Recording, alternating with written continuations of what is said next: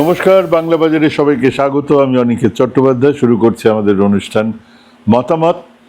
বাংলা বাজার সাবস্ক্রাইব করুন, লাইক করুন, শেয়ার করুন, কমেন্ট করুন এবং বেল বাটনটা প্রেস করলে আপনাদের কাছে পৌঁছে যাবে নিয়মিত আমাদের অনুষ্ঠানের নোটিফিকেশনগুলো। আমরা এখন রোজই 0 আওয়ার করছি এবং চেষ্টা করছি 29 তারিখে একটা সেই অর্থে একটা সমীক্ষা করার, একটা শেষ সমীক্ষা। ভোট শেষ হয়ে যাবে সেদিনকে। আজকেও আমাদের 0 আওয়ার আছে, আগামীকালও 0 আওয়ার আছে। দেখুন আজকের মতামত, তার শীর্ষক বিজেপিকে কেন ভোট দেবেন না।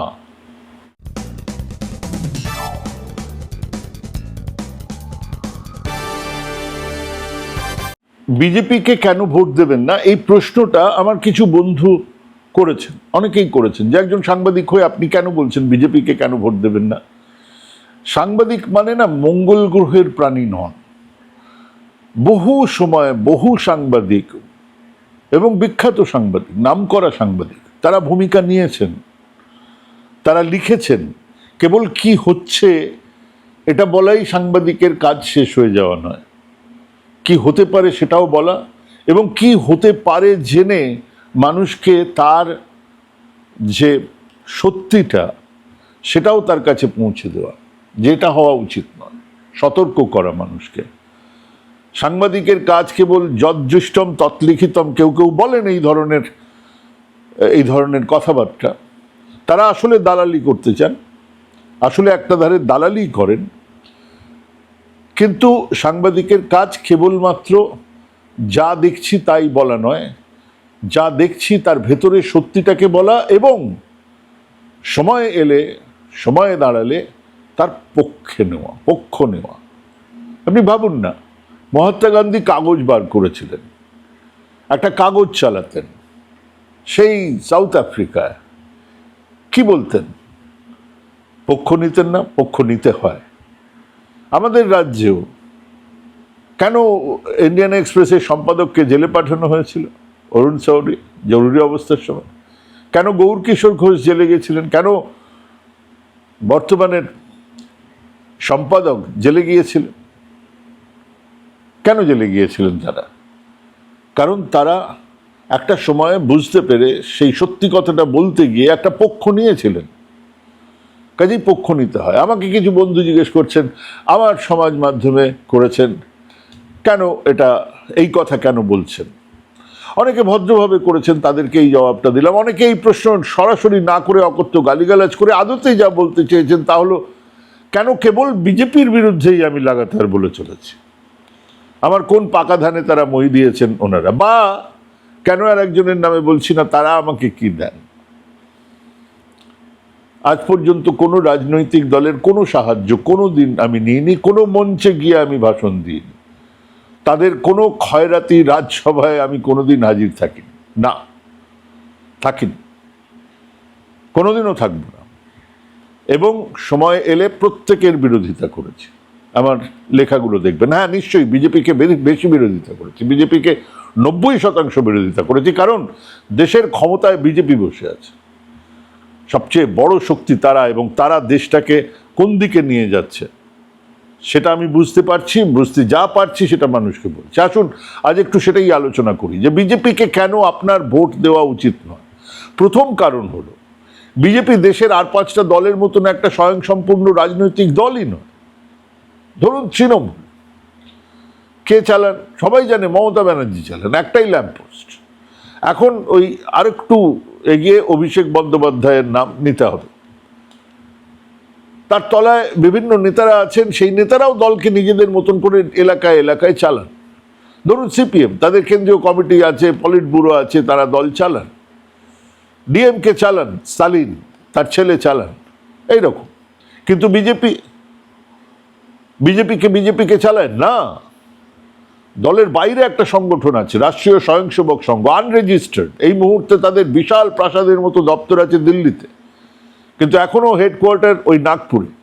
তারা চালান এই বিজেপিকে। মানে আপনি বিজেপির ম্যানিফেস্টো দেখে পড়ে তাদের নেতাদের কথা শুনে তাদেরকে বোঝার চেষ্টা করেন, কিন্তু সেটা সম্ভবই নয়, কারণ তারা চালিত হন বাইরে থেকে। সেই আরএসএস এর মাথায় যারা বসেন তারা কেউ নির্বাচিত নন, এনাদের মাথায় বসে থাকা গুরুজি সদাশিব গোলওয়ালকর সেই কবেই জানিয়ে দিয়েছেন যে এটা একটা সংবিধান নেই, আমাদের সংবিধানটা সংবিধানই নয়, এটা বিদেশি সংবিধানের টোকা। আমাদের তো মনুসংহিতা আছে, আমরা কেন এই সংবিধানকে মানব? হ্যাঁ, আরএসএস এর এই কথা, লেখা কথা, কেউ বিরোধিতা করেন না। আমাদের তো আছে ভাগোয়া ঝান্ডা, বলেছেন, আমরা কেন এই 3 রঙের অপয়া ঝান্ডাটাকে মানব? সেই গুরুজি আজও আরএসএস এর গুরুজি। আরএসএস কেন সেখান থেকে বেরিয়ে যারা এই বিজেপি করছেন তারাও কি একবারের জন্য এই গুরুজির বিরোধিতা করেছিলেন? না, করেন। এটাই হচ্ছে বিজেপি, বাইরে থেকে চালানো হয় একটা দলকে। আপনি ভাবছেন আপনি তাদেরকে ভোট দিচ্ছেন, কিন্তু তার বাইরে একটা শক্তি বসে, যাদের কোনো দায় নেই, যাদের কোনো দায়িত্বও নেই, তারা এদেরকে চালান। ভারতে যে কোনো রাজনৈতিক দলকে একটা ঘোষণাপত্রে সই করতে হয়, সেখানে তাদেরকে ঘোষণাপত্রে সই করার পরে বলতে হয় যে তারা সংবিধান মেনে চলবে, তারা রাষ্ট্রীয় গান আর পতাকাকে মর্যাদা দেবে। বিজেপিও বলেছে, কিন্তু বিজেপিকে তো বিজেপি চালায় না। তাদের যারা চালায় তারা কি বলেছে? না, তারা বলেন, মানে তারা সংবিধানকে স্বীকৃতিই দেননি, দিতে বাধ্যও নন, সেই তারাই আসলে বিজেপিকে চালায়। এই দলের কোনো রাজ্যতে কে সভাপতি হবে, কে মুখ্যমন্ত্রী হবে, কোন পলিসি নেবে, কোন পলিসি নেবে না, সবটা ঠিক করে আরএসএস। এটাই হলো সেই সব থেকে বড় ফারাক, এইটাই হলো সেই ধূর্ত শিয়ালের মতো দেশের মানুষকে ঠকানোর ব্যবস্থা।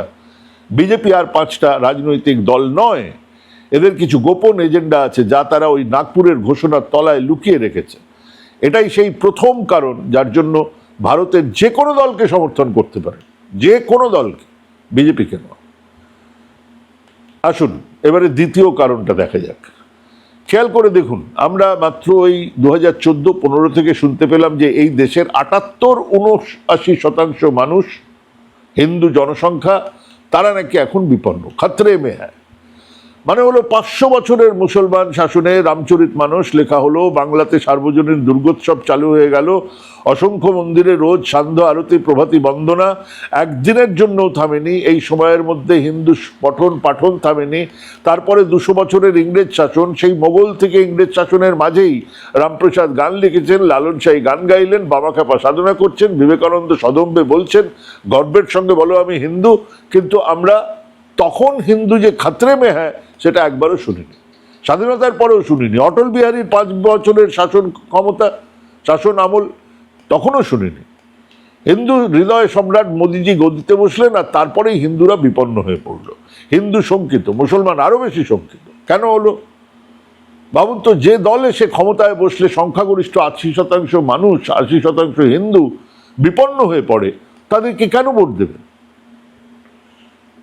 এরপরে আসুন এই বিজেপির এক লাগাতার দিতে থাকা স্লোগান নিয়ে আমরা অনেকবার ভেবেছি। সাংবাদিক হিসেবে এর আগে এমন স্লোগান কোনোদিনও ছিল কিনা তাও খোঁজার চেষ্টা করেছি, পাইনি। সেটা হলো প্রথমে কংগ্রেস মুক্ত ভারত, তারপরে বিরোধী মুক্ত ভারত। বারবার, প্রত্যেকবার। না, দেশের আর কোনো দল 47-এর পর থেকে 14-15 পর্যন্ত এরকম কোনো স্লোগান দেয়নি, কোনো দিনও নয়। এমনকি জরুরি অবস্থার পরেও জনতা সরকার তৈরি করেছিল, সেদিনও আমরা ওই স্লোগান শুনিনি। গণতান্ত্রিক কাঠামোতে, গণতান্ত্রিক ধারণার মধ্যে একটা গোটা দলকে মুছে দেওয়ার কথা বলা বা বিরোধী থাকবে না এমন কথা বলার মানে হলো সেই গণতন্ত্রের মূল ধারণাকে, মূল শর্তকে অস্বীকার করা। মোদী সাহেবের নেতৃত্বে বিজেপি আশাইস্তক আমরা শুনছি কংগ্রেস মুক্ত ভারত, বিরোধী মুক্ত ভারত।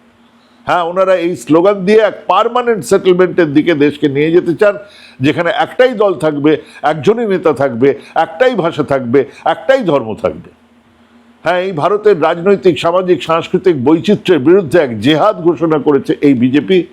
তাই বিজেপির বিরুদ্ধে একটাও ভোট নয়, বিজেপির বিরুদ্ধেই ভোট দিতে হবে, প্রত্যেকটা ভোট। বিজেপির বিরুদ্ধে ভোট দেওয়াটা আজকে নাগরিকের দায়িত্ব, কর্তব্য। সমস্ত দলের মধ্যে অশিক্ষা আছে, সমস্ত দলের মধ্যে কুসংস্কারাচ্ছন্ন মানুষজন আছেন, সেসব পিছিয়ে পড়া ধারণার কথা বেরিয়ে আসে, বারবার বেরিয়ে আসে। কিন্তু খেয়াল করে দেখুন, সেগুলো নিয়ে সেই বিশেষ দলের নেতৃত্ব লজ্জিত হন, অন্য কিছু বলে ব্যাখ্যা দিয়ে সেই অভিযোগ থেকে বেরিয়ে আসার চেষ্টা করেন, বা উচ্চতর নেতৃত্ব জানিয়ে দেয় ওটা আমাদের দলের কথা নয়। দেশের সাংস্কৃতিক, সামাজিক অসম বিকাশের জন্য এরকম ঘটনা আমরা অনেকবার দেখেছি। কিন্তু বিজেপি এক ব্যতিক্রম। দলের সর্বোচ্চ নেতা বলছেন উনি অজৈবিক, উনি নন বায়োলজিক্যাল, উনি উদ্ভব হয়েছেন, কাউকে দেখেছেন তার বিরোধিতা করতে? বরং অন্তত তার পক্ষে এই কথার পক্ষে 3-4 জন সাংসদ সমর্থন করেছেন। মোদীজি তো আম আদমি নন, উনি নাকি ঈশ্বরের প্রেরিত দূত। দলের সর্বোচ্চ নেতা 2026-এ বসে বিশ্বাস করেন গণেশের মাথায় হাতির মাথাটা জুড়ে দেওয়া হলো ভারতের প্রাচীন চিকিৎসা শাস্ত্রের উৎকর্ষের নমুনা। বিশ্বাস করেন যে শ্রাবণ মাসে আমিষ খেলে নরক গমন হয়। হ্যাঁ, দলের এই স্তরে এই ধরনের অবৈজ্ঞানিক যুক্তিহীন কথাবার্তা অন্য কোনো দলে আপনি দেখতেই পাবেন না। এটা তাদের দর্শন। আর সেই জন্যই অন্য যে কোনো দলে ভোট দিন, বিজেপিকে ভোট দেবেন না। কেন এই মোদী সাহেব বিজেপিকে ভোট দেবেন না? কারণ সেই 1952 থেকে 2009 পর্যন্ত নির্বাচিত সরকার আপনাকে জিজ্ঞেস করেনি যে আপনি কি নাগরিক। আপনার ভোটে নির্বাচিত হবার পরে সেই আপনাকেই এই প্রশ্ন জিজ্ঞেস করাটা হলো আসলে সেই কায়দা যেখানে ক্ষমতায় থাকা মানুষ তার নির্বাচক মণ্ডলীকে নিজেই ঠিক করে নিতে চায়। আমি বেছে নিতে চাইবো আমাকে কারা কারা ভোট দেবে, এবং আমি আমার পার্মানেন্ট গদিকে পার্মানেন্ট করার ব্যবস্থা করব। এটাই করছে বিজেপি সরকার। বহু সময় দেখে নেয় যে দেশের ভেতরে যারা আছেন, যারা দেশের সম্পদের ভাগিদারি চাইছেন, পাচ্ছেন, তারা নাগরিক কিনা। এটা সরকার দেখে, সরকারের এটা কাজ। সারা পৃথিবীতে এই ব্যবস্থা আছে, কিন্তু সেখানে সরকারের দায় থাকে যেই মানুষটা দেশের নাগরিক নয় তা প্রমাণ করার। সরকার প্রমাণ এনে হাজির করে যে সে দেশের নাগরিক নয়।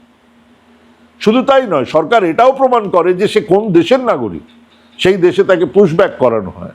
আমেরিকা হাত পেছনে বেঁধে অমানবিকভাবে পুশব্যাক করেছে অবৈধভাবে আমেরিকাতে বসবাস করা কিছু ভারতীয়কে, ভারতে পাঠিয়েছে। কিন্তু একজনও কি বলতে পেরেছে যে শুভজিৎ নাগরিক? বলতে কি পেরেছেন যে তাকে অন্যায়ভাবে ডিপোর্ট করা হচ্ছে? ডিপোর্ট করার ক্ষেত্রে মানবিকতার নিয়মগুলোকে মানা হয়, আলাদা ব্যাপার।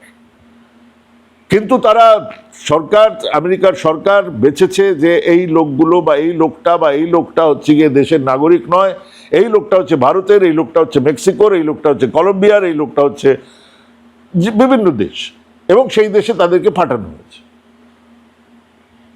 রাষ্ট্র ঠিক করছে, রাষ্ট্র প্রমাণ করার চেষ্টা করছে, রাষ্ট্র আদালতে গিয়ে বলছে এই নিন হুজুর, এই ব্যাপার। এখানে রাষ্ট্র বলছে আপনি প্রমাণ করুন, আর না হলে বাংলাদেশে ফেলে দেবো। ছুঁড়ে ফেলে দিয়ে আসছে বাংলাদেশে। এবার আপনি প্রমাণ করুন যে আপনি নাগরিক কিনা। আপনি লাইন দিন, আপনার কুষ্টি ঠিকুজি গোষ্ঠীর কাগজপত্র, জমির দলিল সব নিয়ে আপনি লাইন দিন। লাইন দিয়ে আপনি প্রমাণ করুন যে আপনি নাগরিক। হয়নি কোনোদিন, কোনো দেশে হয় না। ডিপোর্ট করা হচ্ছে দু একটা ক্ষেত্রে যারা সেটা পেরেছেন, যেখানে আমেরিকাতে থেকে এরকম বহু ইউরোপের দেশেও ডিপোর্ট করা হচ্ছে যে আপনি এই দেশের নাগরিক নন, আপনি ওই দেশে পাঠিয়ে দেওয়া হবে। এবং সেখানেও তারা চ্যালেঞ্জ করছেন। তারা যেখানে কোর্টে গিয়ে প্রমাণ করতে পেরেছেন যে না আমরা এত বছর থেকেছি, এখানে থেকেছি, আমরা এই করেছি, তাদেরকে পুশব্যাক করা যায়নি। মোদী সাহেবের জামানাতে যেটা করা হলো সেটা বর্বর শাসনে হয়। মধ্যযুগে হতো এই সমস্ত। এই লোকগুলো আমাদের নাগরিক নয়, বার করে দাও। কিসের নাগরিক নয়, কেন নাগরিক নয়? রাষ্ট্র বলে দিচ্ছে এটা নাগরিক নয়, বার করে দাও। আপনাকে প্রমাণ করতে হবে যে আপনি নাগরিক। এখানে নাগরিকত্ব প্রমাণ করার দায় আপনার। যুগ যুগ ধরে এই দেশে কাটানো 5, 7, 14 পুরুষ ধরে এই দেশে কাটানো মানুষকে বলা হচ্ছে প্রমাণ করুন আপনি নাগরিক।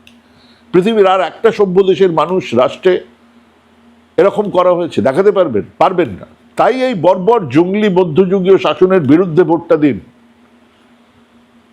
মানুষ সভ্য হয়েছে, গণতন্ত্রের ধারণাকে আঁকড়ে ধরে রাষ্ট্রের বিকাশ হয়েছে, রাষ্ট্র কল্যাণকারী হয়ে উঠেছে। আর সেই সমস্ত রাষ্ট্রের প্রথম কথা হলো ডিসক্রিমিনেশন, মানে ভেদাভেদ নয়। জাতের ভিত্তিতে, ধর্মের ভিত্তিতে, লিঙ্গের ভিত্তিতে, সম্পদের ভিত্তিতে ভেদাভেদ নয়। সেই জন্যই আম্বানির একটা ভোট, আমারও একটা ভোট। গর্ব করে আমরা এই কথাটা বলতে পারি। আর সেই সাধারণ শর্ত মেনে চলা রাষ্ট্রে বৈষম্য কমে আসে যদি এইটা থাকে, ভেদাভেদ নয়। একটা লোক নিচু জাতের কিন্তু সে পড়াশুনো করতে পারবে, তার যদি ট্যালেন্ট থাকে সে ভর্তি হবে, সে পরীক্ষা দেবে, সে আইএএস হবে, সে আইপিএস হবে, সে ব্যবসা করবে, সে উঠে দাঁড়াবে। সেই সমাজে টলারেন্স, সহনশীলতা বাড়ে। আমি বলছি না যে এটাই একটা মডেল, অন্য মডেলও আছে, সেসব নিয়ে পরে কথা, কিন্তু এটা সাধারণভাবে মডেল। এই মডেলটা মেনে চলে মানুষ সারা পৃথিবীতে। মোদী সাহেবের জমানাতে আজ আরএসএস এর সেই পুরনো ডকট্রিন তাদের, সেটাকে চালু করা হচ্ছে, তাদের লিখিত কর্মসূচিকে প্রয়োগ করা হচ্ছে। সেই ডক্ট্রিনে বলা আছে, তাদের কর্মসূচিতে বলা আছে যে কেবল পিতৃভূমি বা কর্মভূমি হলেই হবে না, আপনার আরাধ্য দেবতার উপাসনা ভূমিও হতে হবে এই ভারত। যদি তা না হয় তাহলে আপনি এই দেশের নাগরিক নন। হ্যাঁ, কেবল জন্ম হলেই হবে না, এখানে আছেন, করে কমে খাচ্ছেন হলেই হবে না। আপনার উপাসনা স্থল যদি কাবা, মক্কা, মদিনা হয়, আপনার পুণ্যভূমি যদি বেথলেহেম হয়, আপনার পুণ্যভূমি যদি ভ্যাটিকান সিটি হয়, আপনার পুণ্যভূমি যদি রোমের সেই চত্বরটা হয় যেখানে অ্যারিস্টটল বলেছিলেন man is a social animal, যে আমরা যারা আমাদের মতন কিছু লোক যারা নাস্তিক, যারা মনে করি ওগুলোই আমাদের পুণ্যস্থান, তাসকান্দের মিনারে বসে গোর্কির কথা লিখেছি, আমরা সেই বিশ্বাস করি সেরকম, তাহলে হবে না। এখানেই আপনার পুণ্যভূমি হতে হবে, ভারতবর্ষে। এই হচ্ছে গণ্ডগোল। তাহলে আপনি এই দেশের নাগরিক নন। মানে এই দেশে হাজার হাজার বছর ধরে বসবাস করে আসা গর্বিত ভারতের মুসলমানরা, ভারতের খ্রিস্টানরা, এই দেশের যে যুক্তিবাদী এথেইস্ট যারা নাস্তিক মানুষজন, তারা এই দেশের নাগরিক নন। এত বড় ভেদাভেদ মেনে চলা এক দল, এক সংগঠন সরকারের মাথায় বসে রয়েছে, এক মুহূর্ত তাদের এই সরকারে থাকার কথা নয়। তাই বিজেপিকে একটাও ভোট দেবেন না। আমাদের দেশ আজ নয়, আমাদের দেশ সেই কবে থেকে পঞ্চশীল নীতির ভিত্তিতে সারা পৃথিবীতে একটা জায়গা করে নিয়েছিল। আমাদের দেশের লাগোয়া পড়শিদের একমাত্র পাকিস্তান ছাড়া প্রত্যেকের সঙ্গে আমাদের ভালো সম্পর্ক ছিল। আমাদের দেশ থেকেই সারা বিশ্বে ছড়িয়েছিল জোট নিরপেক্ষ পৃথিবীর ধারণা। সেই আমরা আজ পৃথিবীতে কোথায়? আমাদের দেশ কোথা থেকে তেল কিনবে, কতটা কিনবে সেটা ঠিক করে দেবে আমেরিকা। আমাদের দেশের বিশ্ব বাণিজ্যের রাশ আমাদের দেশের হাতে নেই। ইরান বা প্যালেস্তাইনের মতো রাষ্ট্রের সঙ্গে এতদিনের সম্পর্ক আজ চুরমার। লক্ষ লক্ষ মানুষকে স্রেফ কামান থেকে বোমা ফেলে হাসপাতাল, স্কুল ধ্বংস করছে ইসরায়েল। আমাদের প্রধানমন্ত্রী সেই ইসরায়েলে গিয়ে হে করছেন, ফাদারল্যান্ড মাদারল্যান্ডের মতো হাস্যকর কথাবার্তা বলছেন। সামান্য ব্রিক্স সম্মেলন, ভারত এবার চেয়ারে, মানে প্রতি বছর এক দেশ ব্রিক্স সম্মেলনের চেয়ারম্যানশিপ পায়। এবারে সেটা ভারতের, আগে একবার পেয়েছিল, সেবার তখন জায়গায় জায়গায় পোস্টার করা হয়েছিল, বড় বড় ব্যানার, নরেন্দ্র মোদী বিশ্বগুরু, 20টা দেশের নাকি কি। সেটা ভারতের এই ব্রিক্সের চেয়ারম্যান হবার কথা, এবারে চেয়ারম্যানশিপ আছে এবারে।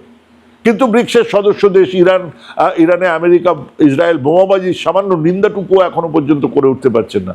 ব্রিক্স সম্মেলনে কি হবে, কি বলবেন দেশের প্রধানমন্ত্রী আমরা জানি না। হ্যাঁ, সারা পৃথিবীতে বিশ্বগুরু হবার বদলে তিনি দেশকে বিচ্ছিন্ন করেছেন, তিনি দেশকে হাস্যকর করে তুলেছেন। ইরান, ইসরায়েল, আমেরিকা যুদ্ধের মধ্যস্থতা করছে পাকিস্তান, আমরা দেখছি। হ্যাঁ, সেই জন্যই বিজেপিকে একটা ভোটও দেবেন না। দেশের এক প্রান্ত জ্বলছে, আজ নয়, গত 2 বছরের বেশি ধরে জ্বলছে। অস্ত্র শস্ত্র, রকেট লঞ্চার, মানুষ মরছে, নারীদের ধর্ষণ করানো হচ্ছে, প্যারেড করানো হচ্ছে, মারা যাচ্ছে। কার্গিল যুদ্ধের ভেটারেন, কার্গিল যুদ্ধে লড়েছেন, তার স্ত্রীকে ধর্ষণ করা হয়েছে, তিনি মারা গেছেন। মণিপুরের জাতিদাঙ্গা কারা তৈরি করেছিল? এই বিজেপি। আজ সেই জাতিদাঙ্গা আরো বিস্তৃত হচ্ছে, ছড়াচ্ছে, মিজোরাম, নাগাল্যান্ডে ছড়াচ্ছে, ছায়া পড়ছে সেখানে। আর দেশের স্বরাষ্ট্রমন্ত্রী 15 দিন ধরে বাংলাতে বসে আছেন। কি না, ওনার বাংলার দখল, তার ইচ্ছেই বাংলার মসনদ দখল করা। হ্যাঁ, সেই জন্য বিজেপিকে একটাও ভোট দেবেন না। আর শেষ কথাটা হলো, বিজেপি এক বাঙালি বিরোধী দল। সারা দেশে বিজেপি শাসিত রাজ্যে বাঙালি পরিযায়ী শ্রমিকদের বাংলায় কথা বললে বাংলাদেশি বলে পিটিয়ে মারা হচ্ছে, বাংলাতে কথা বললে বাংলাদেশি বলে পুশব্যাক করা হচ্ছে, বাংলার খাদ্যাভ্যাস থেকে বাংলার সংস্কৃতিকে অবজ্ঞা করা হচ্ছে। তাই এই বাংলাই হোক বিজেপির ভোটার। এই বাংলাতে বিজেপিকে একটাও ভোট দেবেন না। আজকেও আপনার হাতে একটা অস্ত্র আছে, আপনি ভোট দিয়েও আজকে বিজেপিকে ঠেকালেও ঠেকাতে পারেন, কিন্তু বিজেপি এসে গেলে তাকে আর হারানো যাবে না। আপনার বাঙালি জাতিসত্তাকে সে বিলীন করিয়ে দেবে হিন্দি হার্টল্যান্ডের গোবলয় সংস্কৃতির সঙ্গে। আজও সময় আছে, তাই বিজেপিকে একটাও ভোট নয়। হ্যাঁ, আজ সরাসরি কথা, ভাবুন, ভাবতে থাকুন, ভাবা প্র্যাকটিস করুন। ভালো থাকবেন, সুস্থ থাকবেন। আজকে এখানেই শেষ করছি। নমস্কার।